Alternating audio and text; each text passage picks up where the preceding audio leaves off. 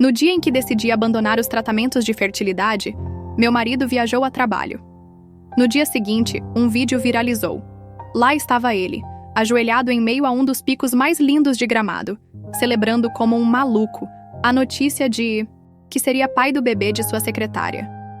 Lembro-me de estar sentada em frente ao Dr. Fernando Souza, ouvindo suas palavras com um entorpecimento que já me era familiar. Camila, acho que devemos considerar outras opções. Seu corpo passou por tanto. Assenti mecanicamente. 4 anos, 7 tratamentos de fertilidade, 3 abortos espontâneos. Meu corpo estava exausto, minha conta bancária, em reais, zerada, e meu coração estava partido de um jeito irreparável. Podemos conversar sobre adoção, se você quiser, continuou o doutor com um tom afável. Ou você pode se dar um tempo para se recuperar. Obrigada, doutor. Vou pensar nisso, respondi, sabendo muito bem que a minha decisão já estava tomada. Ao sair da consulta, liguei para Rafael, meu marido de 8 anos, mas como já vinha acontecendo nos últimos meses, ele atendeu apenas o correio de voz. Deixei uma mensagem curta, tentando que minha voz não revelasse o turbilhão de emoções que me invadia. Oi, Rafael. Só queria te avisar que hoje foi minha última consulta. A gente conversa quando você voltar de Gramado. Dirigi até nossa casa, aquela que havíamos comprado com o sonho de encher de crianças. Ao entrar, o silêncio me atingiu como de costume. Sentei no sofá e olhei em volta. Fotos do nosso casamento, das férias, de momentos felizes. 8 anos juntos, dos quais os últimos 4 foram uma luta desesperada para sermos pais. Rafael sempre fora a minha rocha. Quando recebemos o primeiro diagnóstico dos meus problemas de fertilidade, foi ele que me abraçou e disse que encontraríamos uma solução. Foi ele que pesquisou clínicas, que me acompanhou a cada consulta, que me injetou hormônios quando minhas mãos tremiam demais, ou pelo menos foi assim no começo. No último ano, as coisas mudaram sutilmente. As viagens de trabalho dele ficaram mais frequentes. As ligações mais curtas. As desculpas para não ir às consultas, cada vez mais elaboradas. E aí surgiu Larissa Costa, a nova secretária dele. Alta, jovem, com um sorriso impecável e sem o fardo de anos de tratamentos de fertilidade sobre os ombros. Na primeira vez que a vi, na festa de fim de ano da empresa, senti uma pontada de insegurança que tentei ignorar. Rafael me apresentou com orgulho, com o braço firmemente envolto na minha cintura. Camila, essa é Larissa, minha nova assistente. Larissa, essa é Camila, minha esposa. Já ouvi muito sobre você, disse ela com um sorriso que não alcançou os olhos. Agora, sentada na sala de estar, recordei aquele momento e tantos outros. Pequenos sinais que ignorei, convencida de que meu casamento era sólido, de que Rafael jamais me faria mal. Levantei-me do sofá com determinação. Precisava ocupar minha mente. Decidi arrumar o escritório de Rafael, algo que vinha adiando porque ele sempre dizia preferir seu caos organizado. Quem sabe encontrar faturas antigas e organizá-las me distraísse do vazio que sentia. Entre pilhas de papéis e pastas, encontrei o tablet dele. Liguei-o sabendo a senha. Minha data de nascimento, um detalhe que sempre me pareceu romântico. Queria conferir umas faturas médicas para a declaração de imposto de renda. Foi aí que vi as mensagens. Rafael havia esquecido de fechar o aplicativo de mensagens. E lá estavam. Dezenas de conversas com Larissa. Começaram de forma profissional, depois ficaram amistosas e logo, íntimas. Fiquei paralisada, lendo mensagem após mensagem, cada palavra um golpe no meu coração. Sinto falta de acordar ao seu lado, escreveu ele há 3 meses, justamente quando eu passava pelo meu 6º tratamento. Em breve não. Precisaremos mais nos esconder, respondeu ela. Continuei lendo, incapaz de me conter, mesmo que cada mensagem me despedaçasse um pouco mais. Planos de encontros, desculpas para as viagens, menções a um futuro juntos. E então, a última mensagem enviada naquela mesma manhã. Gramado está perfeito nesta época. Quase tão perfeito quanto você e a notícia que me deu. Te amo, Ellie, deixei o tablet cair. Minha cabeça girava. Não podia ser. Não, Rafael. Não depois de tudo o que havíamos passado juntos. Peguei meu telefone com mãos trêmulas e tentei ligar para ele. Nada. Liguei para o escritório e perguntei por Larissa. Sinto muito. Senhora Silva, tanto o Sr. Oliveira quanto Larissa Costa estão em viagem de negócios em Gramado. Voltam na próxima semana. informaram.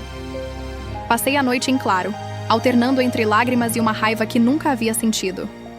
Na manhã seguinte, meu telefone não parava de tocar. Amigos, parentes, até colegas de trabalho, todos perguntando se eu tinha visto o vídeo. Com o coração na garganta, abri minhas redes sociais.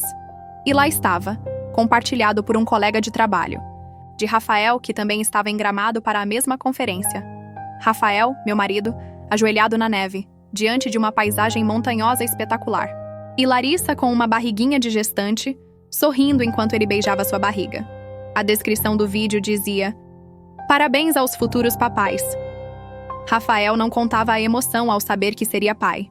Um momento mágico em Gramado. 70. E 2 comentários. 48 reações. 18 compartilhamentos.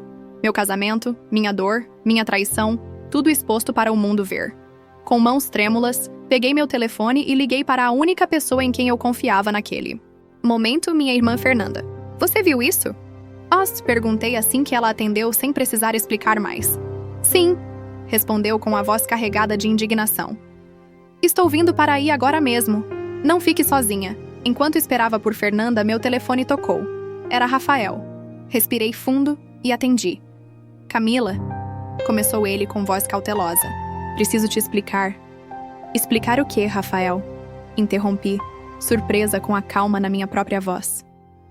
"Que enquanto eu passava por tratamentos dolorosos, você engravidou sua secretária? Que enquanto eu chorava por cada perda, você planejava uma vida com ela? O que exatamente precisa me explicar?" Houve um silêncio do outro lado da linha. Então, um suspiro.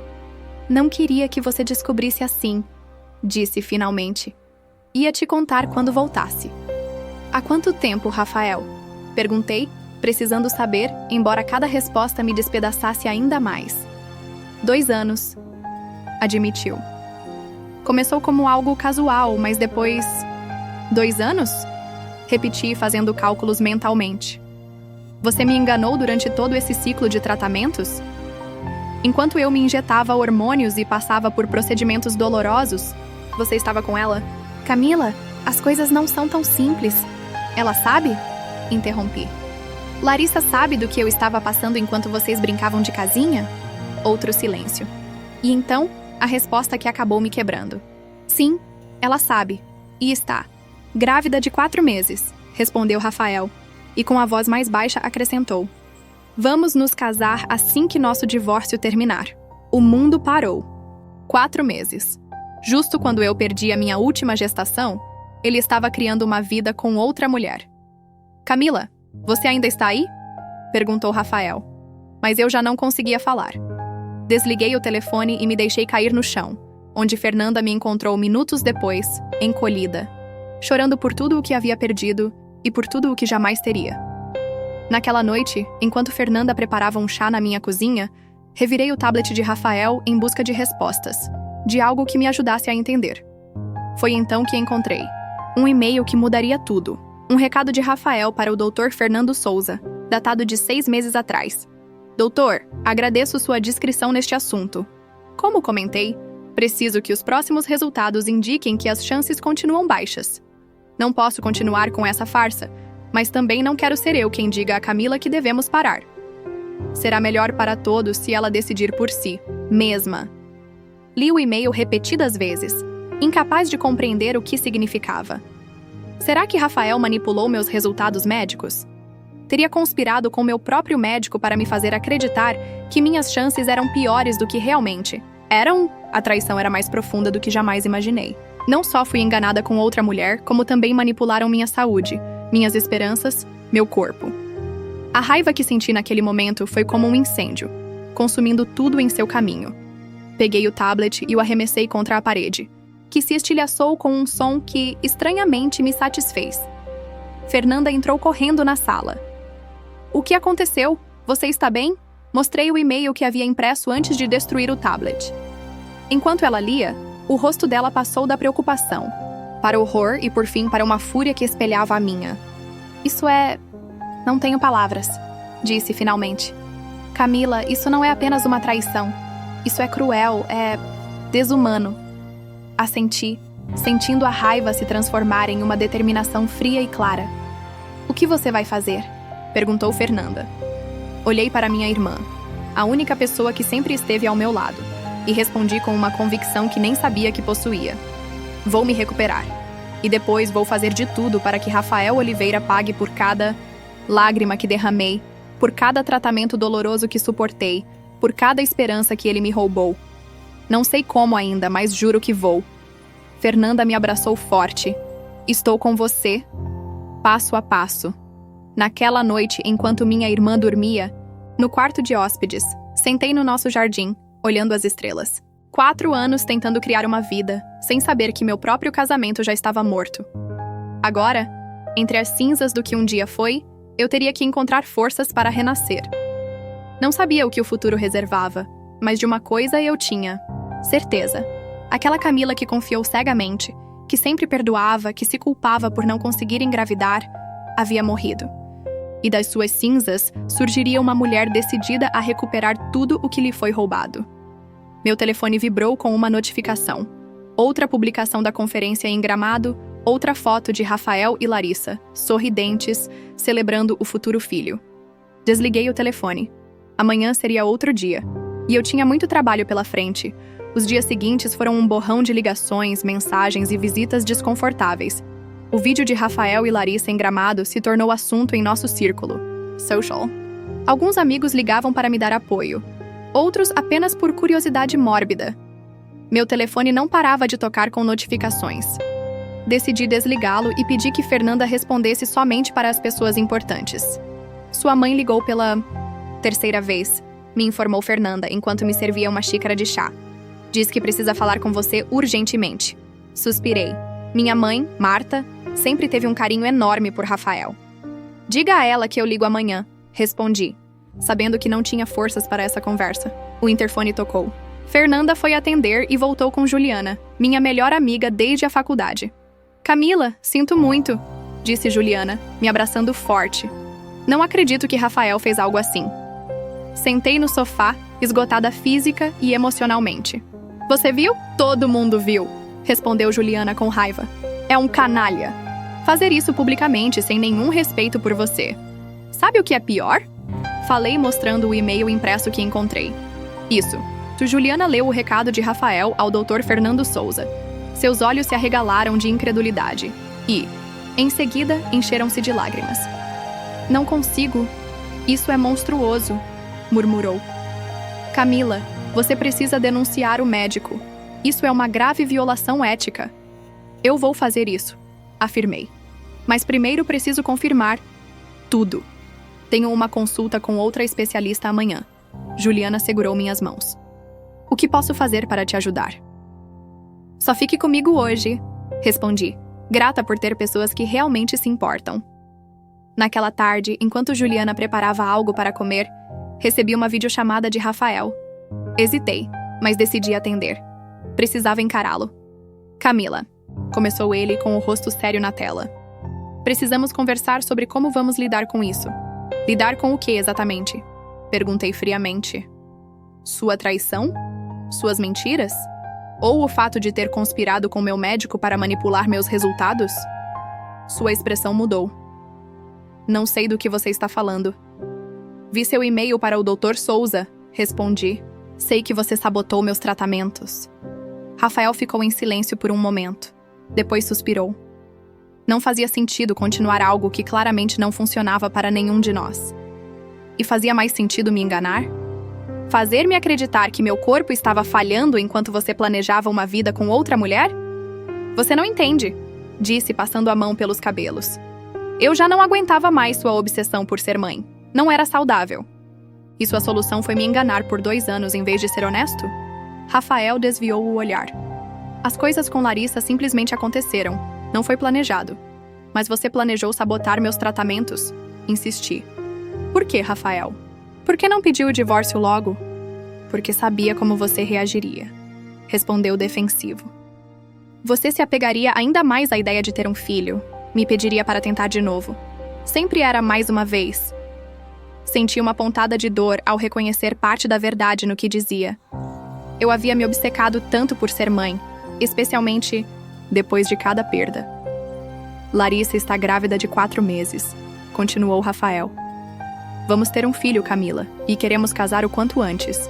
Preciso que você assine os papéis do divórcio. Suas palavras me atingiram como um tapa. Não só fui traída, como agora ele me pressionava para facilitar a nova vida dele. Você vai precisar de muito mais do que um pedido para que eu assine qualquer coisa, respondi. Especialmente depois do que descobri sobre você e o... doutor. Camila, não complique mais as coisas, alertou ele. Se você tentar criar problemas com acusações infundadas, só vai se machucar mais. Acusações infundadas? Eu tenho o e-mail, Rafael. Um e-mail que você obteve ilegalmente, acessando minha conta privada, retrucou. Pense bem antes de fazer algo do qual se arrependa depois. A tela ficou preta quando Rafael encerrou a chamada. Fiquei olhando. Meu reflexo no telefone percebendo pela primeira vez o alcance da manipulação dele. Mesmo agora, ele tentava me controlar por meio do medo. Juliana e Fernanda entraram na sala, tendo escutado parte da conversa. Esse canalha, murmurou Fernanda. Ele te ameaça depois de tudo o que fez. Não deixe que te intimide, completou Juliana. Ele tem medo do que você pode fazer com essa informação. Assenti, sentindo uma determinação crescente. Amanhã vou falar com a nova especialista. Preciso saber exatamente o que fizeram Rafael e o Dr. Souza. No dia seguinte, encontrei-me com a doutora Mariana, uma especialista em fertilidade recomendada por Juliana. Expliquei toda a situação e mostrei todos os meus exames dos últimos anos. Depois de revisar minuciosamente meu histórico, a doutora Mariana franziu o senho. Camila, de acordo com esses resultados, suas chances de engravidar nunca foram tão baixas quanto te fizeram acreditar. Senti um nó na garganta. Como assim? Esses níveis hormonais, apontou em um dos laudos, indicam uma função ovariana bastante normal para a sua idade. E os exames do seu marido? Folheou algumas páginas. Também estão dentro dos parâmetros normais. Não vejo motivo médico para o pessimismo extremo com que você foi tratada. Lágrimas de raiva rolaram pelo meu rosto. Então eu poderia ter engravidado naturalmente? Não posso afirmar sem exames atualizados, respondeu com cautela. Mas segundo esses laudos, suas chances eram muito melhores do que te disseram. Saí da consulta com uma mistura de emoções, raiva pelo tempo e sofrimento perdidos, e uma estranha sensação de validação. Não era o meu corpo que falhara. Eu fui traída pelas pessoas em quem mais confiava. Quando cheguei em casa, encontrei minha mãe, Marta, me esperando. O olhar dela misturava preocupação e reprovação. Camila, por que você não atende? Minhas ligações? Perguntou mal ao me ver. Oi, mãe. Respondi sem energia para explicações. Falei com Rafael. Continuou ela. Ele diz que você está levando tudo isso muito mal, que até está inventando coisas por despeito. Senti algo se quebrar dentro de mim. Você conversou com ele? O homem que me enganou, me traiu e conspirou com meu médico para manipular meus tratamentos? Minha mãe pareceu surpresa. Camila, essas são acusações muito graves. Rafael me disse que você está inventando coisas. Mostrei o e-mail e contei sobre a consulta com a doutora Mariana. Aos poucos, vi o rosto de Marta perder a cor. Não pode ser, murmurou. Sempre pareceu tão dedicado a você. Tudo era mentira, mãe. Enquanto eu lutava para ter um filho, ele construía uma família com outra mulher. Minha mãe sentou, visivelmente abalada. Sinto muito, filha. Deveria ter te acreditado. Desde o início. Naquela noite, depois que minha mãe se retirou, recebi uma mensagem de texto de um número desconhecido. Oi, Camila, aqui é Larissa. Precisamos conversar. É importante. Olhei para a mensagem por um bom tempo, me perguntando o que a mulher que destroçou minha vida poderia querer. Finalmente respondi. Amanhã, Café Central, às 10 horas. Se Larissa quisesse conversar, eu estava pronta para ouvir. E mais do que pronta para que ela também ouvisse algumas verdades. Cheguei ao Café Central 20 minutos antes do combinado. Precisava me preparar mentalmente para enfrentar Larissa. Sentei em uma mesa no fundo, de onde podia ver a entrada. Às 10h05 a vi entrar. O fato de ela estar grávida era mais evidente pessoalmente do que no vídeo. Parecia nervosa, olhando ao redor em busca de mim. Quando nossos olhares se cruzaram, ela hesitou um instante antes de se aproximar. Camila, obrigada por vir, disse, sentando-se à minha frente. O que você quer, Larissa? Perguntei diretamente. Ela respirou fundo. quero esclarecer algumas coisas. Rafael me disse que você estava causando problemas com acusações sobre seus tratamentos de fertilidade. Senti a raiva subindo na garganta. Causando problemas? É assim que você chama isso? Ele diz que você acessou ilegalmente seu e-mail e está inventando histórias por despeito. Continuou Larissa, claramente desconfortável. E você acredita nele? Perguntei, estudando o rosto dela. Não sei o que acreditar, admitiu. Por isso quis falar diretamente com você. Retirei o e-mail impresso e o mostrei. Isso te parece invenção? Rafael conspirou com meu médico para sabotar meus tratamentos enquanto me enganava com você. Larissa leu o e-mail e o rosto dela empalideceu visivelmente. Eu não sabia nada disso, murmurou. Juro que não sabia que você estava em tratamento quando começamos... Quando exatamente começaram? Interrompi. Há 2 anos, respondeu confirmando o que Rafael já me havia dito. No começo era só atração, depois ficou mais sério. Rafael disse que vocês já estavam separados emocionalmente, que só continuavam juntos por hábito. Dei uma risada amarga. Estávamos tão separados emocionalmente que íamos juntos a cada consulta médica, cada ultrassonografia, cada teste de gravidez. Larissa abaixou a cabeça. Só me contou sobre os tratamentos há uns meses, quando disse que estava grávida. Disse que vocês já tinham desistido. Claro que desistimos, respondi. Porque meu próprio marido manipulou meus resultados para me fazer acreditar que era impossível. O silêncio se instalou entre nós. Larissa parecia genuinamente abalada. Sinto muito, disse finalmente. Não justifico o que fizemos, mas precisava que soubesse que eu também não tinha todas as informações. Olhei para ela, procurando mentiras, mas só vi confusão e vergonha. E agora? O que você vai fazer? Perguntei. Não sei, respondeu sinceramente. Preciso conversar com Rafael sobre isso. Se for verdade o que você diz, é verdade, afirmei. E já tenho uma consulta com um advogado para apresentar uma denúncia formal contra o Dr. Souza. Larissa assentiu lentamente. Eu te acredito. E sinto muito, Camila. De verdade. Depois que Larissa se foi, fiquei no café tentando processar a conversa. Parte de mim queria acreditar que ela também fora enganada, que Rafael manipulou os dois. Mas outra parte se perguntava se aquele encontro não era só uma estratégia para obter informações sobre meus planos. 3 dias depois, recebi um SMS de Larissa. Conversei com Rafael. Ele negou tudo no começo, mas quando mostrei o e-mail, finalmente confessou. Não consigo continuar com alguém que fez isso. Desculpe por tudo. Não respondi. Nem sabia se deveria acreditar nela. E, sinceramente, já não me importava. Tinha problemas muito maiores para enfrentar. Minha reunião com o advogado ficou clara. Tínhamos um caso sólido contra o Dr. Souza por negligência médica e conduta antiética. Quanto a Rafael, a situação era mais complicada, mas poderíamos incluí-lo na ação por conspiração. Tudo isso deveria ter me feito sentir algum alívio, algum tipo de vingança. Mas, ao invés disso, afundei numa depressão profunda. A traição de Rafael, a manipulação, as mentiras, tudo se acumulava, até eu não aguentar mais. Parei de atender ligações, parei de sair de casa. Fernanda se mudou temporariamente comigo, preocupada com meu estado emocional. Camila, você precisa comer alguma coisa. Insistia todo dia. Não estou com fome. Eu respondia, automaticamente. Numa manhã, Fernanda entrou no meu quarto, com uma expressão séria. Rafael e Larissa voltaram. Vi eles no supermercado. Senti um nó no estômago. Juntos? Sim, respondeu Fernanda cautelosa. Parece que Larissa decidiu perdoá-lo. A notícia me atingiu mais forte do que eu esperava. Apesar da mensagem de Larissa, eles voltaram juntos. Uma prova a mais de que não se podia confiar em ninguém. Naquele mesmo dia, recebi um e-mail do trabalho. Devido às minhas ausências prolongadas e baixo desempenho nos últimos meses, estavam cogitando me demitir. Me deram uma última chance de voltar na semana seguinte. Tudo desabava ao meu redor. Meu casamento, minha saúde e agora meu emprego. Senti-me completamente derrotada. Não posso voltar, disse a Fernanda naquela noite. Não posso fingir que tudo está bem e me concentrar em reuniões e apresentações. Então não faça isso, respondeu minha irmã. Peça demissão. Tire um tempo para se curar. Procure outro trabalho quando estiver pronta. Com que dinheiro? Perguntei.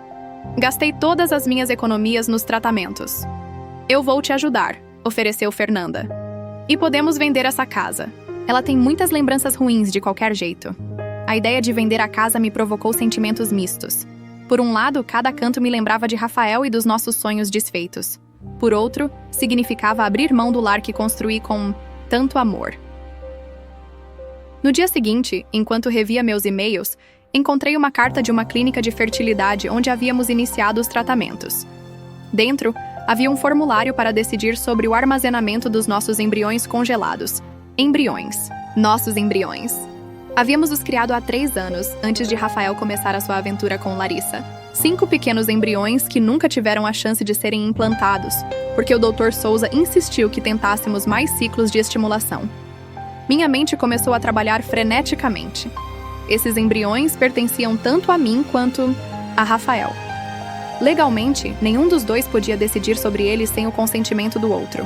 Pela primeira vez em semanas, senti um propósito renovado. Não sabia exatamente o que faria com essa informação, mas de repente ficou claro. Eu não ia desistir sem lutar. Liguei imediatamente para o advogado Alexandre Santos. Preciso adicionar algo ao nosso caso, disse. E também preciso de sua ajuda com outra coisa. Quando desliguei, Fernanda me olhou com uma mistura de surpresa e alívio. Você está diferente, comentou. Como se tivesse despertado. Acho que finalmente despertei, respondi. E tenho muito a fazer. A reunião com Alexandre me deixou claro sobre uma coisa. A situação dos embriões era complexa. Camila, legalmente esses embriões pertencem a ambos, explicou Alexandre.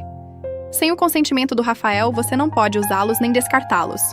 E o que acontece se nos divorciarmos? Perguntei. Depende do que for estabelecido no acordo de divórcio. Se não houver menção específica, será necessário o consentimento mútuo para qualquer decisão. Saí do escritório pensando nas minhas opções. Eu não tinha claro o que queria fazer com os embriões, mas sabia que não queria que Rafael tivesse o controle sobre eles. Naquela tarde, recebi uma ligação de um número desconhecido. Camila Oliveira?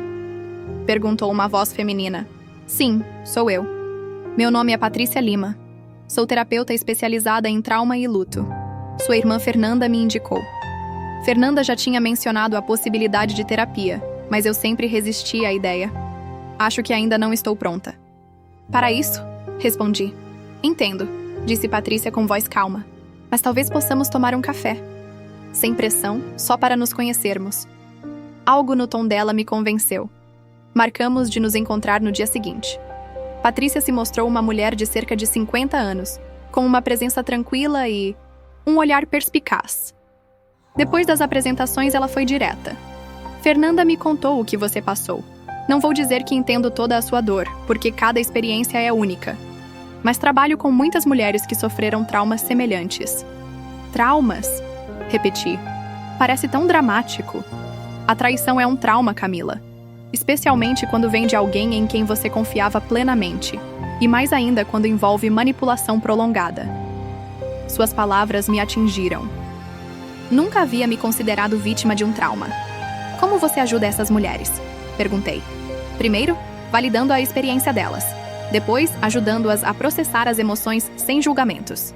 E, finalmente, construindo ferramentas para que recuperem o controle sobre as próprias vidas. Conversamos por 1 hora. Patrícia nunca me pressionou a contar mais do que eu estava disposta, mas suas perguntas certeiras me fizeram refletir. Você já pensou no que quer para seu futuro, além de resolver a situação com Rafael? Perguntou ao final. Eu não tinha resposta. Durante anos, meu futuro sempre incluíra Rafael e nossos filhos. Agora, esse futuro havia desaparecido. Não sei. Admiti. Tudo o que planejei desmoronou. Então, talvez esse seja o primeiro passo, sugeriu Patrícia. Permita-se imaginar um futuro diferente. Naquela noite, revendo antigas caixas no armário, encontrei meus cadernos da universidade. Folheei páginas cheias de anotações sobre medicina, esquemas anatômicos e notas de estudo. Antes de me casar com Rafael, sonhava em me especializar em pediatria. No dia seguinte, após mais uma sessão improvisada com Patrícia, tomei uma decisão. Voltaria a estudar. Não necessariamente pediatria, mas algo ligado à medicina. Precisava de um propósito além da dor. Também decidi confrontar Larissa mais uma vez. Precisava de respostas claras, sem manipulações. A encontrei saindo do escritório onde trabalhava, com Rafael. Agora, seu estado de gravidez estava ainda mais evidente. Camila, disse ela claramente surpresa. O que faz aqui? Você disse que tinha terminado com Rafael. Relembrei. O que aconteceu com isso? Larissa olhou em volta, nervosa. É complicado. Rafael me explicou tudo. Disse que o e-mail tinha um contexto diferente. E você acreditou? Interrompi, incrédula. Estou grávida de 5 meses, Camila. Não posso simplesmente... Você sabia sobre os embriões congelados? Perguntei diretamente. A expressão de Larissa mudou para uma confusão genuína. Que embriões? Naquele instante, soube que Rafael não lhe contara toda a verdade. Larissa provavelmente também desconhecia os detalhes reais dos nossos tratamentos. Pergunte a Rafael sobre os 5 embriões que criamos há 3 anos. Disse antes de me afastar. Pergunte por que ele nunca me deixou implantá-los. Enquanto caminhava, senti algo dentro de mim se fortalecer. Já não era só raiva ou dor, era clareza. Pela primeira vez, enxerguei o padrão de manipulação que Rafael exercera sobre mim durante anos, fazendo-me duvidar do meu corpo, dos meus desejos, do meu valor como mulher. Patrícia estava certa. Eu havia sofrido um trauma, mas agora estava despertando. E com esse despertar vinha o poder de reescrever minha história. 3 semanas depois do encontro com Larissa, recebi uma mensagem dela. Preciso te ver. Rafael me mentiu sobre tudo. Marcamos de nos encontrar em um parque longe dos nossos círculos habituais. Quando cheguei, Larissa já estava sentada em um banco com um ar cansado. Perguntei sobre os embriões, disse ela assim que me sentei. No começo ele negou, depois disse que foi sua decisão não usá-los. Isso é mentira, respondi. O Dr. Souza insistiu para continuarmos com estimulações, mesmo tendo embriões viáveis. Larissa assentiu lentamente. Eu te acredito. Encontrei outras mentiras também. Rafael disse que nunca teve um teste de gravidez positivo seu, mas achei um ultrassom seu de 1 ano atrás entre as coisas dele. Senti um nó na garganta. Tive 3 gestações. Todas terminaram em abortos espontâneos. Sinto muito, disse ela sinceramente. Nem imagina o quanto lamento ter me envolvido nisso. E você continua com ele? Perguntei. Não, respondeu. Mudei-me para a casa da minha irmã na semana passada. Rafael está furioso. Não sentia a satisfação que esperava. Em vez disso, senti uma estranha empatia por Larissa. Ambas havíamos sido manipuladas pelo mesmo homem. E o que você fará com o bebê? Perguntei. Seguirei em frente, disse tocando a barriga. Sozinha, se for preciso. Depois daquele encontro, senti-me ainda mais determinada a reconstruir minha vida. Solicitei ingresso em um programa de especialização em embriologia. Sempre tive interesse pela reprodução assistida. E agora, depois de tudo o que vivi, senti que poderia contribuir com uma perspectiva valiosa para o campo. Comecei também a procurar um apartamento menor.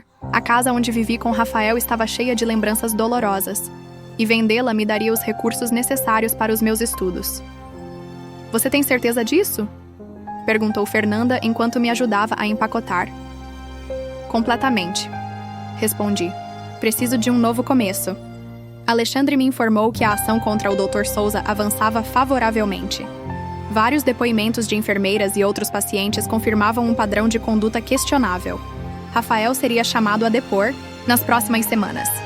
Numa tarde, enquanto organizava documentos para a mudança, encontrei velhas cartas de Rafael. Eram dos primeiros anos juntos, repletas de promessas de amor eterno. Em uma delas, ele falava dos nomes que escolheríamos para nossos filhos. Senti uma tristeza profunda, não só pelo que perdi, mas pelo que nunca tive de verdade. Um marido que me amasse honestamente. Patrícia, com quem passei a ter sessões regulares, ajudou-me a processar esses sentimentos. É normal sentir luto pela relação que você acreditava ter, explicou. Ela não era real, mas o seu amor e compromisso eram. Pouco a pouco, uma nova Camila começou a surgir. Uma que já não se definia pelo casamento ou pela capacidade de ter filhos. Uma que redescobria suas paixões e forças. Mudei para um pequeno apartamento próximo à universidade onde estudaria. Fernanda me ajudou a decorá-lo, eliminando qualquer vestígio do passado. Está perfeito, comentou minha irmã quando terminamos de arrumar os móveis. Um novo lar para a nova Camila. No meu primeiro dia de aula, coincidindo com a data em que Rafael receberia a notificação oficial sobre a ação contra ele e o Dr. Souza, decidi desligar o telefone e focar somente no meu novo caminho.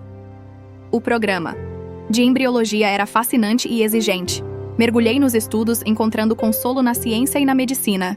Meus professores logo notaram minha dedicação e conhecimento. Você tem uma perspectiva única, comentou a doutora Luísa Ferreira, diretora do programa.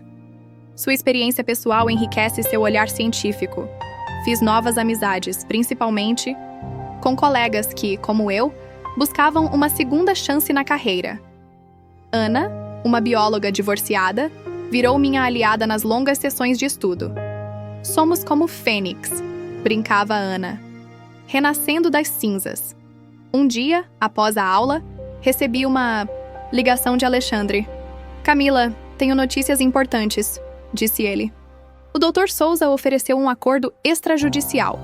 Ele admite a negligência e propõe uma compensação substancial. E quanto a Rafael? Perguntei. Aí complica, respondeu Alexandre. Ele nega qualquer participação na manipulação dos seus tratamentos. Diz que o e-mail foi mal interpretado. Não me surpreendi. Rafael sempre encontrava jeitos de fugir das responsabilidades. O que você recomenda, sim? Perguntei. O acordo com o Dr. Souza é sólido. Quanto a Rafael, podemos seguir com o julgamento, mas será mais difícil provar sua culpa direta. Pensei nas minhas opções. A batalha judicial contra Rafael poderia durar anos, drenando minha energia e recursos. Valeria a pena? Aceito o acordo com o Dr. Souza. Decidi. Quanto a Rafael, preciso pensar. Naquela noite, no meu pequeno apartamento, refleti sobre o que realmente queria. Justiça, vingança ou simplesmente seguir em frente? Meu telefone tocou. Era Juliana. Camila, você viu as notícias? Perguntou agitada. Não, o que aconteceu? O Dr. Souza renunciou ao cargo na clínica. Dizem que há rumores de mais pacientes afetados por suas práticas duvidosas. A notícia se espalhou rapidamente. Nos dias seguintes, várias mulheres contataram Alexandre, compartilhando experiências parecidas com a minha. O que começou como um caso pessoal estava se transformando numa causa maior.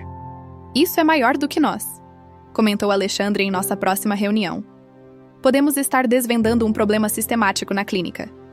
Fui convidada a participar de um grupo de apoio para mulheres afetadas por negligência médica em tratamentos de fertilidade. Compartilhar minha história e ouvir a delas foi uma experiência poderosa e curativa. Seu valor em ter falado primeiro nos deu forças a todas, disse Marta, uma das participantes. No meio de tudo isso, recebi a notícia de que Rafael havia perdido o cargo de diretor na empresa. Aparentemente, seu comportamento errático depois que Larissa o deixou afetou seu desempenho profissional. Não senti alegria com a queda dele. Apenas confirmava o que eu já sabia. Rafael construiu sua vida sobre mentiras, e mentiras têm consequências. Numa tarde, enquanto estudava na biblioteca, recebi uma mensagem de Larissa. Tive uma menina. A chamei de Lívia. Estamos bem, obrigada. Pela sua força. Olhei a foto da pequena e senti uma paz inesperada. A vida seguia, criando novos caminhos, novas oportunidades. 6 meses depois de iniciar o programa de embriologia, me ofereceram uma vaga como assistente de pesquisa em um projeto sobre melhorias na vitrificação de embriões. A ironia não passou despercebida. Eu estava ajudando a aprimorar o mesmo processo que poderia ter mudado minha história com Rafael. Minha nova vida começava a tomar forma. Eu já não era só a mulher traída pelo marido. Eu era Camila Silva, estudante de embriologia, pesquisadora, sobrevivente. As feridas não haviam desaparecido completamente, mas já não definiam quem eu era. E pela primeira vez em muito tempo, o futuro parecia promissor. 2 anos depois de descobrir a traição de Rafael, minha vida era irreconhecível. Concluí a especialização em embriologia com honras e trabalhava em um centro de fertilidade renomado. A compensação do acordo com o Dr. Souza me deu estabilidade financeira, permitindo-me focar nos estudos e na recuperação emocional. Meu trabalho no centro me trazia uma satisfação que eu jamais imaginara. Ajudar outras mulheres a realizar o sonho da maternidade curava muitas das minhas feridas. Doutora Silva, os resultados do último procedimento foram positivos, me informou Sara, uma técnica do laboratório, enquanto revisávamos os dados de uma paciente com história similar à minha. Excelente. Agende um ultrassom para daqui. Há 2 semanas, respondi, sentindo aquela mistura de alegria profissional e cautelosa esperança que já conhecia bem. O divórcio com Rafael se encerrou há 1 ano. Surpreendentemente, na hora de discutir os embriões congelados, ele cedeu todos os direitos sem brigar. Não quero nada que me prenda a você. Foram suas palavras através do advogado dele. No início, essas palavras me feriram. Depois entendi que era o melhor. Rafael já não tinha mais poder sobre o meu futuro. Numa tarde, ao sair do trabalho, encontrei Maria Gomes, a primeira paciente que atendi quando comecei no centro. Ela chegou com um bebê nos braços. Doutora Silva, queria que conhecesse a Sofia, disse com um sorriso radiante. Nunca esquecerei como você explicou todo o processo. Como me deu esperança quando outros médicos só me mostravam números frios. Momentos como aquele confirmavam que eu havia escolhido o caminho certo. Minha relação com Larissa evoluiu de forma inesperada. Não éramos amigas íntimas, mas mantínhamos contato por causa da Lívia, que já tinha quase 2 anos. Às vezes, eu a ajudava com conselhos médicos sobre a bebê, e ela me contava sobre as tentativas de Rafael de se reinserir nas vidas deles. Ele quer ter direito de visita, confidenciou Larissa durante um café. Mas só agora que a Lívia é uma criança adorável e saudável. Ele desapareceu nos primeiros 6 meses, quando a bebê não dormia e chorava a noite inteira. E o que você vai fazer? Perguntei. Permitirei visitas supervisionadas, respondeu. A Lívia merece conhecer o pai, mesmo que ele não mereça conhecê-la. Admiro a maturidade dela. Larissa cresceu tanto quanto eu nesses anos. Quanto aos meus embriões, decidi, após muita reflexão e sessões com Patrícia, doá-los a um casal que não podia ter os seus próprios embriões por conta de um câncer ovariano. O casal, Ana e Roberto, havia passado por uma infertilidade ainda mais difícil que a minha. Você tem certeza disso? Perguntou Patrícia em uma sessão. Completamente, respondi. Esses embriões representavam um sonho que não é mais meu. Agora podem ajudar a realizar o sonho de outra pessoa. Acompanhei Ana e Roberto durante todo o processo. Ver a felicidade deles quando o teste de gravidez deu positivo me encheu de uma paz que eu não imaginava ser possível após tanto sofrimento. O grupo de apoio para mulheres afetadas por negligência em tratamentos de fertilidade continuava crescendo. Nosso caso inspirou mudanças nos protocolos éticos de várias clínicas e passei a atuar como consultora em um comitê de revisão de práticas médicas. Numa tarde de domingo, enquanto caminhava pelo parque perto do meu apartamento, avistei Rafael à distância. Ele estava sozinho, sentado em um banco, observando as crianças brincarem. Parei, indecisa sobre o que fazer. Não o via há mais de 1 ano. Segundo Larissa, depois de perder o emprego, ele teve dificuldades para encontrar uma posição similar. Sua reputação estava arranhada, não só no meio profissional, mas em todo o nosso círculo social. Decidi me aproximar. Não por rancor ou curiosidade, mas para ver se ainda restava algo da raiva que um dia me consumira. Oi, Rafael, disse parando em frente a ele. Ele levantou o olhar surpreso. Camila, você está... Bem, estou, respondi sinceramente. E você, como está? Sobrevivendo, disse ele com um sorriso amargo. Não tenho muito mais do que isso agora. Houve um silêncio desconfortável. Finalmente, Rafael falou. Sabe, às vezes venho aqui para pensar no que poderia ter sido. Se eu não tivesse sido tão idiota, tão egoísta, eu não respondi. Não havia nada que pudesse aliviar o arrependimento dele, e eu também não queria fazê-lo.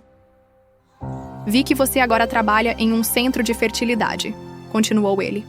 É apropriado, acho. É mais do que isso, respondi. É o meu propósito. Rafael assentiu lentamente. Fico feliz por você, de verdade. Despedi-me pouco depois, sentindo uma leveza estranha. O encontro confirmava o que eu já sabia. Já não sentia mais raiva de Rafael, nem piedade. Simplesmente já não sentia nada por ele. Naquela noite, no meu apartamento, recebi um e-mail de Ana. Ela estava esperando gêmeos. Os embriões que um dia foram minhas esperanças agora cresciam dentro dela. O e-mail vinha acompanhado de um ultrassom onde se viam claramente 2 sacos gestacionais. Olhei a imagem e sorri. A vida encontra um jeito, mesmo quando os caminhos parecem improváveis. Meu telefone tocou. Era Carlos, um colega do centro com quem eu havia começado a sair recentemente. Jantar amanhã? Perguntou. Adoraria, respondi. Não sabia se esse relacionamento levaria a algo sério, nem se um dia teria meus próprios filhos. Mas agora entendia que essas incertezas faziam parte da vida e não eram ameaças à minha felicidade. Olhei ao redor do meu apartamento, repleto de livros de medicina, plantas que eu mesma cultivava e fotos da minha nova vida. Era um espaço inteiramente meu, construído com base nas minhas escolhas, nos meus valores, nos meus sonhos. 4 anos atrás, eu acreditava que meu valor como mulher dependia de ser esposa e mãe.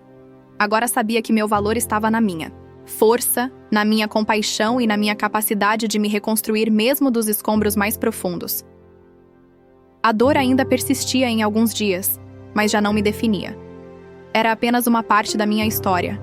Uma história que me ensinou a minha própria resiliência, e isso descobri era o verdadeiro novo começo.